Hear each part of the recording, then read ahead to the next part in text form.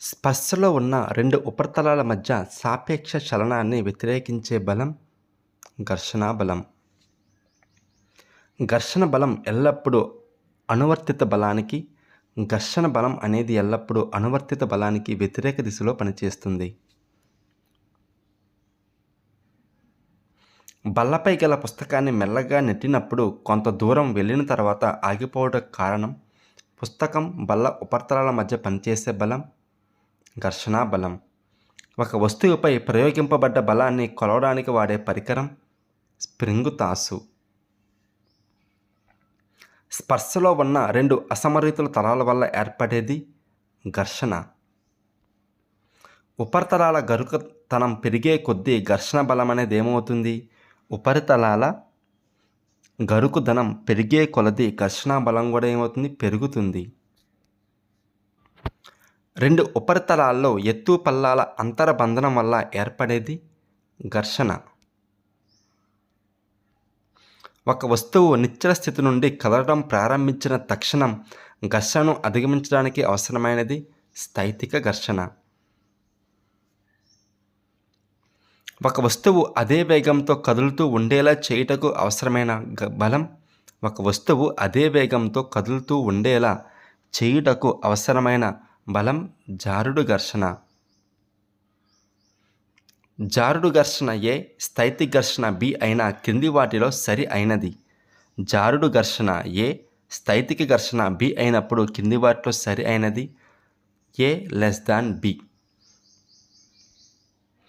ఘర్షణ అనునది ఆవశ్యకమైన అనర్థం అంటారు.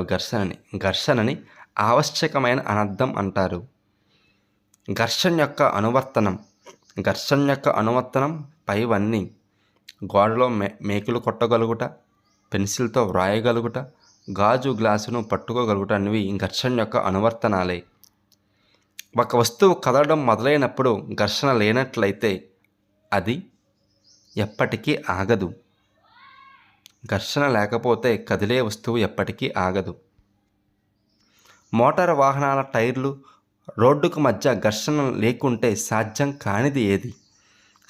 కానిది ఏది? పైవన్నీ. మోటారు వాహనాలను కదిలించలేము, వాటిని ఆపలేము, వాటి చలన దిశను మార్చడానికి ప్రక్కకు తిప్పలేము. ఘర్షణ లేనప్పుడు సాధ్యపడనది. దీనికి సరైన సమాధానం పైవన్నీ. ఘర్షణ లేకపోతే గోడపై మేకులు కొట్టలేము, ముడిని వెయ్యలేము, భవన నిర్మాణం చెయ్యలేము. కింది వానిలో ఘర్షణకి సంబంధించి సరికాని వాక్యం. దీనికి సరైన సమాధానం ఆప్షన్ 4 ఏది కాదు. ఇవన్నీ కూడా ఘర్షణకు సంబంధించి సరి అయిన వాక్యాలే. ఘర్షణ ఒక అనర్థం. ఘర్షణ వేడిని ఉత్పత్తి చేస్తుంది. ఘర్షణ వల్ల శక్తి వృధా అవుతుంది. ఘర్షణ వల్ల కలిగే అనర్థం. దీనికి సరైన సమాధానం ఆప్షన్ 4 పైవన్నీ. ఘర్షణ వల్ల స్కూల్ బాల్ బేరింగ్లు అరిగిపోతాయి.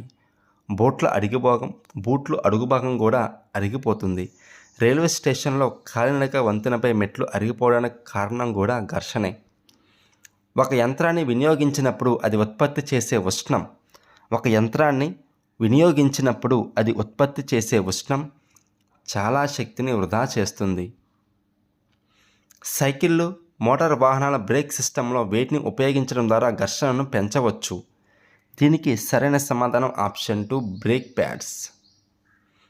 ప్యాడ్స్ను ఉపయోగించడం ద్వారా సైకిళ్ళు, మోటార్ వాహనాల బ్రేక్ సిస్టంలో ఘర్షణను పెంచవచ్చు. కార్లు, ట్రక్కులు, బుల్డోజర్లకు నేలపై మెరుగైన పట్టును అందించుటకు సహాయపడేవి. దీనికి సరైన సమాధానం ఆప్షన్ 1 గాడులు కలిగిన టైర్లు. జిమ్నాస్టిక్లు మెరుగైన పట్టు కోసం ఘర్షణను పెంచడానికి వారి చేతులకు రాసుకునేది ఏం రాసుకుంటారు? వాళ్ళు గరుకు పదార్థం. సైకిల్ లేదా మోటార్ మెకానిక్లు ఘర్షణను తగ్గించుటకు యంత్రాల కదిలే భాగం మధ్య ఉపయోగించినవి ఏం ఉపయోగిస్తారు? గ్రీజును ఉపయోగిస్తారు. ఘర్షణను తగ్గించడానికి క్యారం బోర్డుపై ఏం చల్లుతాం? పౌడర్ చల్లుతాం. యంత్రాల కదిలే భాగాల మధ్య ఏ పదార్థాన్ని పుయ్యటం వల్ల అక్కడ ఒక పలచని పొర ఏర్పడి కదిలే ఉపరితలాలు ఒకదానికొకటి నేరుగా రాపిడికి గురికావు. మనం ఏం పూస్తాం? కదిలే యంత్రాల మధ్య చమురు లేదా గ్రీజు లేదా గ్రాఫైట్. ఇది పుయ్యడం వల్ల వాటి మధ్య ఒక పలచని పొర ఏర్పడుతుంది. ఘర్షణను తగ్గించే పదార్థాలే కందెనను. వీటిని మనం లూబ్రికెంట్స్ అని అంటాం. ఘర్షణను తగ్గించు పద్ధతి. దీనికి సరైన సమాధానం ఆప్షన్ 4 పైవన్నీ సరైనవే. ఉపరితలాలను నునుపు చేయడం, కందెనను ఉపయోగించడం, గాలిదిండు ఉపయోగించడం ద్వారా మనం ఘర్షణను తగ్గించవచ్చు. క్రింది వాటిలో సరి అయినది ఏది? దీనికి సరైన సమాధానం ఆప్షన్ 4 అన్నీ సరైనవే. ఘర్షణను పూర్తిగా తొలగించలేము. ఏ ఉపరితలం కూడా సంపూర్ణంగా నునుపైనది కాదు. చక్రాలు ఘర్షణను తగ్గిస్తాయి. ఇవన్నీ ఘర్షణకు సంబంధించి సరి అయినవే. ఒక వస్తువు మరొక వస్తువు ఉపరితలంపై దొర్లుతున్నప్పుడు దాని కదలికకు ఉండే నిరోధకత. ఒక వస్తువు మరొక వస్తువుపై దొర్లుతున్నప్పుడు దాని కదలికకు ఉండే నిరోధకత ఏంటిది? దొర్లుడు ఘర్షణ. వేటిని ఉపయోగించడం ద్వారా వస్తువులను జారుటకు బదులుగా దొర్లేటట్టు చేస్తాయి? దీనికి సరైన సమాధానం option 2 ball bearings. Ball bearings అనేవి వస్తువులు జారుటకు బదులుగా దొర్లేలా చేస్తాయి. చక్రాల మధ్య భాగం, సీలింగ్ ఫ్యాన్లు, సైకిల్ ఇరుసుల మధ్య వేటిని ఉపయోగించి వాటిని దొర్లేటట్టు చేస్తారు? దీనికి సరైన సమాధానం ఆప్షన్ 1 బాల్ బేరింగ్స్. గాలి దాని గుండా కదిలే వస్తువులపై ఏ బలాన్ని ప్రయోగిస్తుంది? దీనికి సరైన సమాధానం ఆప్షన్ 4 ఘర్షణ బలం. క్రింది వానిలో కదిలే వస్తువులపై ఘర్షణ బలాన్ని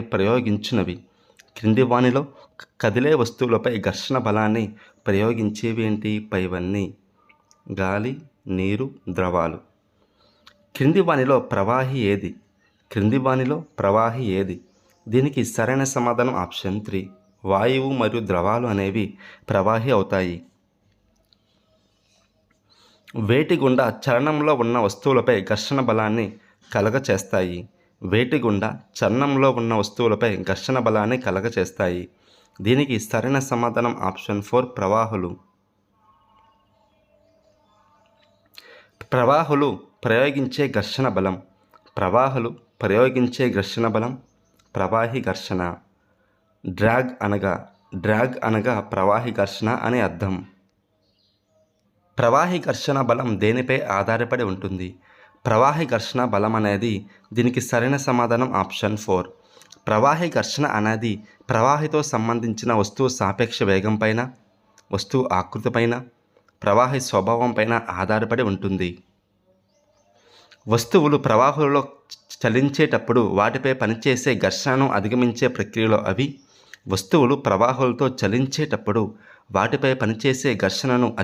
ప్రక్రియలో అవి శక్తిని కోల్పోతాయన్నమాట. ప్రవాహి ఘర్షణను తగ్గించు ఆకృతి పక్షి మరియు చేప ఆకృతులు అనేవి ప్రవాహి ఘర్షణను తగ్గిస్తాయి. ప్రవాహులంటే ఏంటి? ద్రవాలు, వాయువులు. సో వాయువుల్లో ప్రవహించేది పక్షి, ద్రవాలలో చలించేది చేప. కాబట్టి పక్షి మరియు చేప ఆకృతులు అనేవి ప్రవాహి ఘర్షణను తగ్గిస్తాయి. దొర్లుడు, స్థైతిక, జారుడు ఘర్షణల కారణంగా బలాలను అవరోహణ క్రమంలో అమర్చమని 9 పిల్లలను కోరారు. వారి అమరికలు కింద ఇవ్వబడ్డాయి. సరైన అమరికను ఎంచుకోండి. అవరోహణ క్రమం. అవరోహణ అంటే ఎక్కువ బలం నుంచి తక్కువ బలానికి అని అర్థం. దీనికి సరైన సమాధానం ఆప్షన్ 3 స్థైతిక ఘర్షణ, జారుడు ఘర్షణ, దొర్లుడు ఘర్షణ. అరటిపండు తొక్క మీద ఒక బాలుడు కాలు పెట్టినప్పుడు అతని కింద పడిపోవుట అనున్నది. అరటిపండు తొక్క మీద ఒక బాలుడు కాలు పెట్టినప్పుడు అతని కింద పడిపోవుట అనున్నది జారుట. క్రింది వానిలో కనిష్ట బలం కలిగినది ఏమిటి? దొర్లుడు ఘర్షణ. దొర్లుడు ఘర్షణ కంటే ఇంకొంచెం బలం కలిగినది జారుడు ఘర్షణ. జారుడు ఘర్షణ కంటే ఇంకొంచెం బలం కలిగినది స్థైతిక ఘర్షణ. ఘర్షణ అనేది తలాల మధ్య సాపేక్ష చలనాన్ని ఏం చేస్తుంది? ఘర్షణ అనేది తలాల మధ్య సాపేక్ష చలనాన్ని ఎప్పుడూ వ్యతిరేకిస్తుందన్నమాట. అగ్గిపెట్టె పక్క గల గరుకుతనంపై అగ్గిపుల్ల తలను రుద్దినప్పుడు అగ్గిపుల్ల మండడానికి కారణం ఘర్షణ. క్రింది వాటిని జతపరచండి. ఘర్షణను తగ్గించే పదార్థాలు. కందెనలు. ఘర్షణ వల్ల ఉత్పత్తి అయ్యేది వేడి. ప్రవాహులు ప్రయోగించే ఘర్షణ డ్రాగ్ ఘర్షణ. ఘర్షణను పెంచే ప్రక్రియ ఏంటి? ఉపరితలాల గరుకుతనం పెంచడం ద్వారా మనం ఘర్షణను పెంచవచ్చు. క్రింది వాటిని జతపరచండి. స్థైతిక ఘర్షణకి మరొక పేరు సీమాంతర ఘర్షణ. వాహనం టైర్లు గాడులు కలిగి ఉండుట ఘర్షణను పెంచే ప్రక్రియ.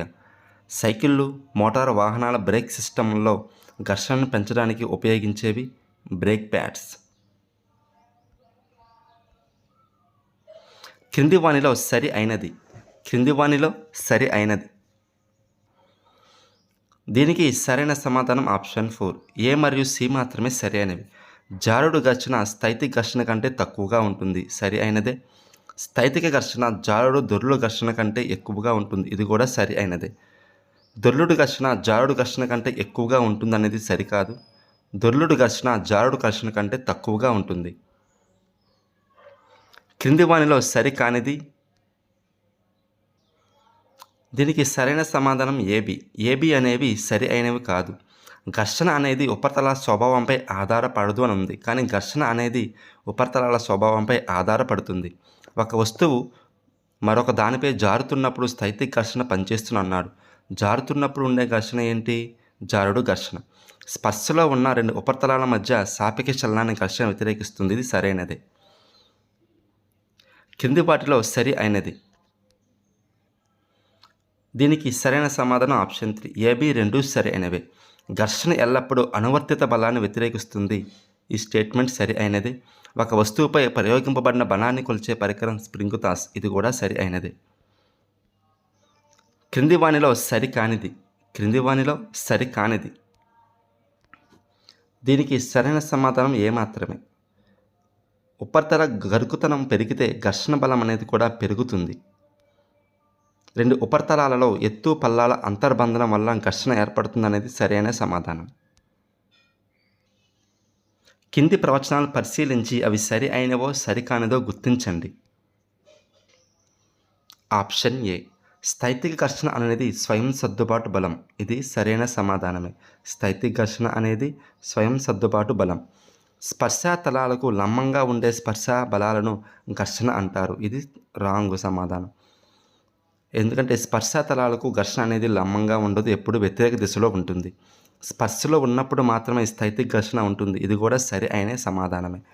వస్తువులు నిశ్చల స్థితిలో ఉన్నప్పుడు మాత్రమే స్థైతిక ఘర్షణ ఉంటుంది. ఇది కూడా సరి అయిన సమాధానమే. అన్ని ఘర్షణలో దొర్లుడు ఘర్షణ గరిష్ట పరిమాణాన్ని కలిగి ఉంటుందన్నాడు. ఇది సరి అయినది కాదు. అన్ని ఘర్షణలో స్థైతిక ఘర్షణ అనేది గరిష్ట పరిమాణాన్ని కలిగి ఉంటుంది.